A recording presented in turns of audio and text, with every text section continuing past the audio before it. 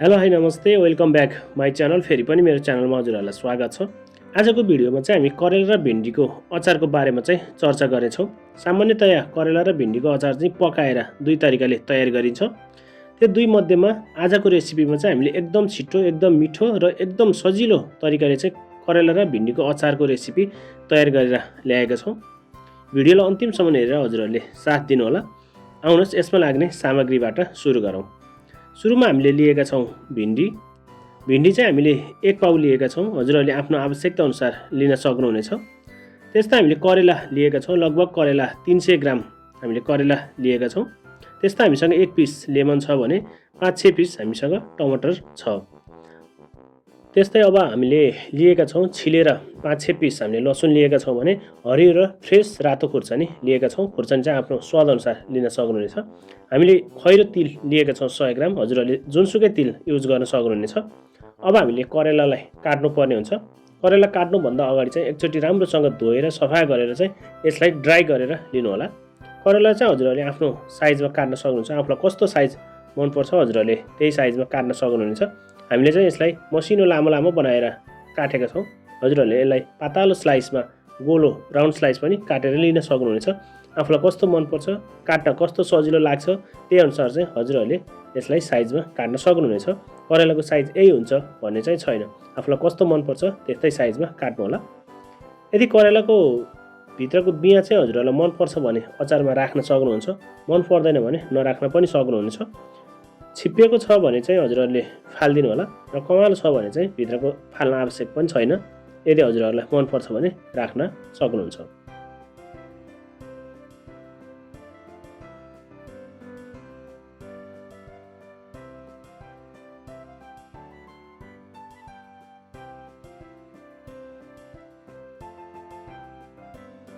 हामीले चाहिँ सबै करेलालाई चाहिँ मसिनो लामो बनाएर काटेका छौँ। यसरी काट्दा चाहिँ हामीले करेलालाई सबैलाई एउटै साइजमा काट्नुपर्ने हुन्छ। हजुरहरूले देख्नुभएको छ। हामीले सबै करेलालाई एउटै साइजमा काट्यौँ भने चाहिँ हाम्रो सबै करेला सँगै पाक्ने भएको हुनाले चाहिँ यो खानको लागि पनि एकदम स्वादिष्ट भयो र अचार पनि एकदम राम्रो देखिन्छ। सानो साइज र ठुलो साइज भयो भने चाहिँ सानो साइज चाँडै पाक्छ र ठुलो साइज पाक्न टाइम लाग्छ। ठुलो पाकिन्जेलसम्म चाहिँ सानो करेला बढी पाकेर टुक्रिने सम्भावना पनि त्यत्तिकै रहन्छ। हजुरहरूले देख्न सक्नुहुन्छ। हामीले एउटै साइजमा सबै करेलालाई काटेर तयारी गरिसकेका छौँ। अब चाहिँ उठाएर यसलाई एउटा बाउलमा राख्ने।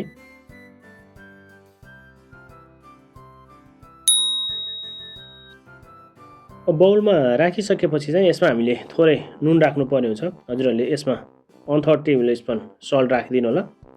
सल्ट राखिसकेपछि चाहिँ यसलाई एकचोटि राम्रोसँग मिक्स गर्नुपर्ने हुन्छ। यसरी हामीले सल्ट राखेर यसलाई मिक्स गर्दा चाहिँ यो एकदम सफ्ट भएर चाहिँ यसले पानी छोड्छ र हामीलाई पछि एकदम सजिलो हुन्छ। अब चाहिँ भिन्डी लिने। भिन्डी पनि लिन भन्दा पहिला एकचोटि राम्रोसँग धोएर चाहिँ यसलाई हामीले पखालेर ड्राई गरेर लिनुपर्ने हुन्छ। भिन्डी चाहिँ कहिले पनि काटेर नपखाल्नु होला। पहिला पखालेर अनि पछि काट्नुपर्ने हुन्छ। भिन्डीलाई पनि हामीले करेलाकै साइजमा काटेर लिएका छौँ। हजुरहरूले चाहिँ करेला कस्तो काट्नुभयो त्यही अनुसार भिन्डीलाई काट्न सक्नुहुन्छ।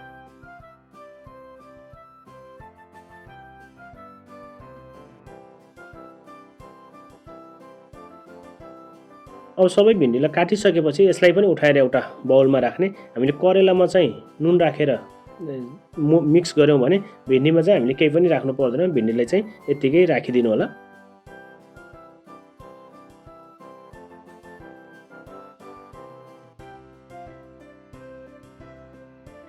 हजुरहरूलाई कतिको अचार पिरो बनाउने हो त्यही अनुसार चाहिँ आफ्नो स्वाद अनुसार हजुरहरूले खुर्सानी काट्नु होला।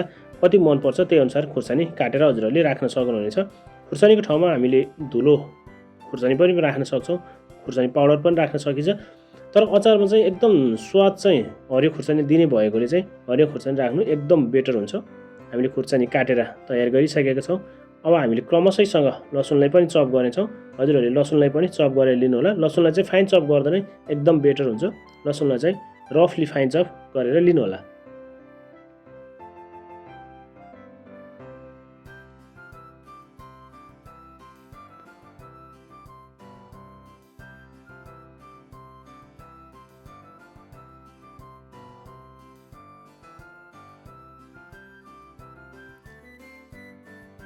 अब चाहिँ हामीले टमाटरलाई काट्नुपर्ने हुन्छ। टमाटर चाहिँ हामीले करेलासँगै भुट्ने भएको हुनाले चाहिँ यसलाई हामीले चप गरिराख्नु परेन, मसिनो बनाएर काट्नु पर्दैन।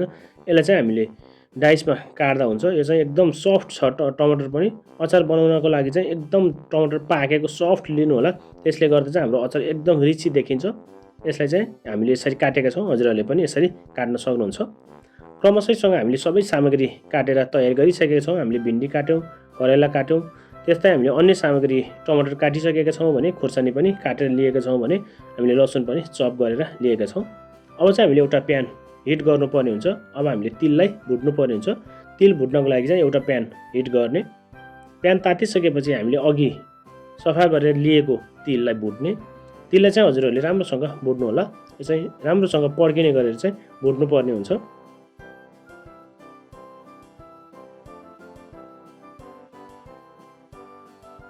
अब तिल भुटेर राम्रोसँग पाकिसकेपछि चाहिँ यसलाई हामीले एउटा प्लेटमा राख्ने। प्लेटमा राखेर चाहिँ यसलाई हामीले एकछिन चिसो बनाउनलाई राख्नुपर्ने हुन्छ। यसलाई फिजाएर एकछिन हामीले चिसो बनाउन राखिदिने र त्यतिन्जेलसम्म हामी अन्य काम गरौँ। सुरुमा एउटा कराई बसाल्ने र हामीले तेल राख्नुपर्ने हुन्छ। अब तेल तातिसकेपछि हामीले 1/3 टेबल स्पुन यसमा मेथी राखेका छौँ। मेथीले एकदम राम्रो फ्लेभर दिन्छ। अब मेथी पाकिन्जेलसम्म चाहिँ हामीले करेलालाई मजाले निचार्नु पर्ने हुन्छ। करेलालाई निचारेर चाहिँ हामीले एउटा बाउलमा राख्ने।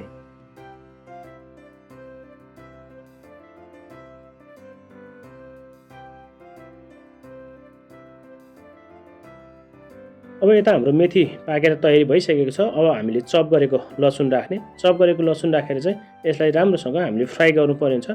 लसुनमा चाहिँ गोल्डन ब्राउन कलर आउने गरेर चाहिँ हामीले यसलाई फ्राई गर्ने। अब लसुन फ्राई भइसकेपछि अघिको करेला राख्ने र राम्रोसँग यसलाई मिक्स गर्ने। अब सबै बाँकी करेला हामीले क्रमशःसँग राख्ने। अब करेला राखिसकेपछि चाहिँ हामीले मिडियम टु हाई हिटमा चाहिँ यसलाई फ्राई गर्नुपर्ने हुन्छ। हामीले लो हिटमा यसलाई फ्राई गर्नु हुँदैन। लो हिटमा फ्राई गऱ्यो भने चाहिँ करेलाबाट फेरि पानी निस्कने र करेला पाकेर बढी पाकेर चाहिँ टुक्रिने सम्भावना ज्यादै रहन्छ। यसलाई चाहिँ हामीले हाई फ्लेममा चाहिँ फ्राई गर्नुपर्ने हुन्छ। यसलाई हामीले हाई फ्लेममा फ्राई गर्ने। त्यसपछि चाहिँ हाम्रो तिल सेलाइसकेको छ, उता करेला फ्राई हुँदैछ। अब तिललाई हामीले पिसेर पाउडर बनाउनु पर्ने हुन्छ। तिललाई पाउडर बनाएर लिने। करेला पनि यतिको फ्राई भइसक्यो, हजुरहरूले देख्न सक्नुहुन्छ करेला यतिको फ्राई भइसकेको छ। अब करेला यतिको फ्राई भइसकेपछि अब यसमा हामीले चाहिँ खुर्सानी राख्नुपर्ने हुन्छ। अब चाहिँ अघि काटिराखेको खुर्सानी एड गर्ने। खुर्सानी एड गरिसकेपछि हामीले यसलाई फ्राई गर्नुपर्ने हुन्छ। हामीले खुर्सानी र करेलालाई फेरि हाई हिटमा फ्राई गर्नुपर्ने हुन्छ। अब बेसार राख्ने। हाफ टेबल स्पुन हामीले बेसार लिएका छौँ भने 1/3 टेबल स्पुन चाहिँ हामीले काश्मिरी मिर्च लिएका छौँ। दुवै राखिसकेपछि यसलाई एकचोटि राम्रोसँग मिक्स गर्नुपर्ने हुन्छ। यसलाई राम्रोसँग मिक्स गर्ने।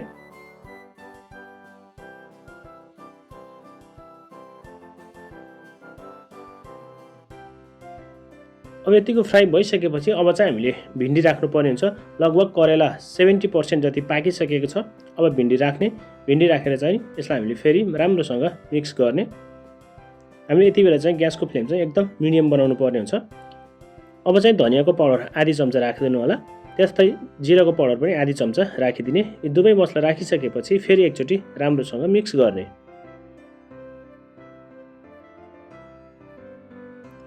अब हजुरहरूले देख्न सक्नुहुन्छ हाम्रो भिन्डी पनि एकदम सफ्ट भइसकेको छ। अब चाहिँ हामीले टमाटर एड गर्नुपर्ने हुन्छ।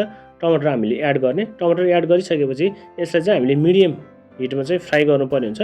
टमाटरलाई एकदम सफ्ट हुने गरेर चाहिँ हामीले यसलाई फ्राई गर्नुपर्ने हुन्छ। अब टमाटरलाई करिब हामीले 1 देखि 1.5 मिनट चाहिँ मजाले फ्राई गर्ने।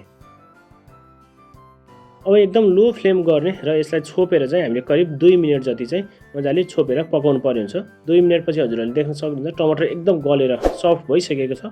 अब एकचोटि यसलाई फेरि राम्रोसँग हामीले एड गर्नुपर्ने हुन्छ। लगभग हाम्रो अचार चाहिँ तयारी हुने अवस्थामा आइसक्यो। अब हामीले स्वादअनुसार नुन राख्ने। नुन चाहिँ हामीले पहिल्यै करेलामा राखेको थियौँ। यो कुराको चाहिँ विचार गर्नुपर्ने हुन्छ। नुन चाहिँ हजुरहरूले आफ्नो स्वादअनुसार राख्न सक्नुहुन्छ।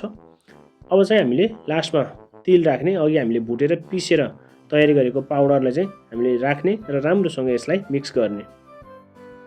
तिल राखिसकेपछि चाहिँ यसलाई हामीले एकचोटि राम्रोसँग मिक्स गर्नुपर्ने हुन्छ।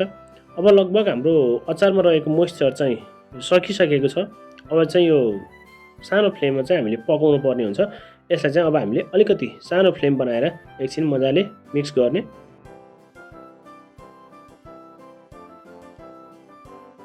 हाम्रो अचार फाइनली रेडी भइसकेको छ। अब चाहिँ यसलाई ग्यासको फ्लेम अफ गर्ने र अलिकति चिसो भइसकेपछि चाहिँ अब यसमा हामीले लेमन एड गर्नुपर्ने हुन्छ। लेमनको ठाउँमा चाहिँ हजुरहरूले चुक अमिलो अथवा भेनेगर पनि एड गर्न सक्नुहुनेछ। लेमनले चाहिँ एकदम बढी स्वाद दिने भएकोले चाहिँ अचारमा हामीले चाहिँ लेमनको युज गरेका छौँ। हजुरहरूले चाहिँ आफूलाई कुन अमिलो मनपर्छ र कुन अमिलो उपलब्ध छ त्यो राख्न सक्नुहुनेछ। अब हामीले लेमन जुस राखिसकेका छौँ। लेमन जुस राखेर थोरै हामीले धनियाँ एड गरेका छौँ। यो दुवै सामग्री राखिसकेपछि चाहिँ यसलाई फेरि एकचोटि राम्रोसँग मिक्स गर्ने।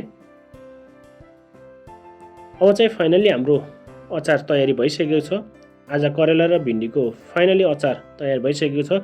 यसलाई चाहिँ अब हजुरहरूले चाहिँ आफूलाई मनपर्ने परिकारसँग साइडमा राखेर खान सक्नुहुनेछ। अब यसलाई चाहिँ सर्भ गर्नको लागि एकदम तयारी भइसकेको छ। आजको भिडियो चाहिँ हजुरहरूलाई कस्तो लाग्यो मन परेमा लाइक, सेयर र कमेन्ट गर्न नभुल्नुहोला। यदि मेरो च्यानलमा हजुरहरू फर्स्ट टाइम भिजिट गर्नुभएको छ भने च्यानललाई सब्सक्राइब पनि गर्न नछुटाउनुहोला। हस् त, धन्यवाद।